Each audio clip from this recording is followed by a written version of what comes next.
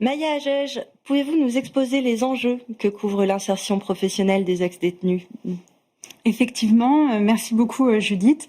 Parmi les thématiques rarement traitées dans les politiques diversité, il y a l'insertion des ex-détenus et les enjeux sont pourtant doubles.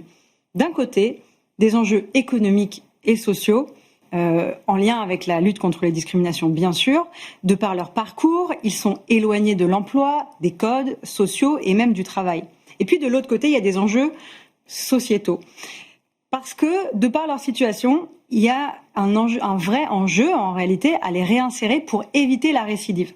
Parce qu'aujourd'hui, 6 personnes sortant de prison sur 10 récidivent. Et donc, je vais donner 2-3 autres chiffres. D'abord, 65% des personnes entrant en prison sont sans emploi.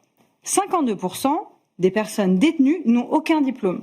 Et 80% n'ont pas le baccalauréat. Ça, c'est les chiffres d'un côté. Et puis de l'autre côté, les chiffres en lien avec le travail. Par exemple, 31% de la population carcérale a une activité professionnelle rémunérée. Il y a également 21% des détenus qui sont scolarisés durant la détention. Et il y a seulement 12% qui bénéficient d'une formation professionnelle.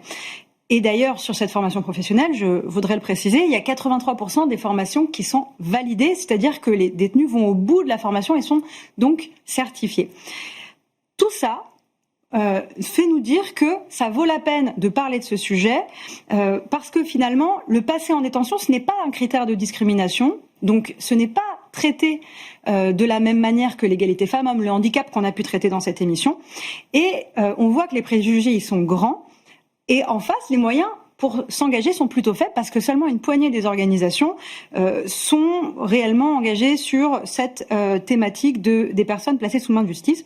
Et c'est ce qui nous a poussé à faire l'émission d'aujourd'hui, à choisir cette thématique. Je vous propose de commencer par découvrir le reportage que nous avons tourné au sein des locaux de la Fondation M6 lors de cette journée d'insertion très touchante et très belle destinée aux anciens détenus.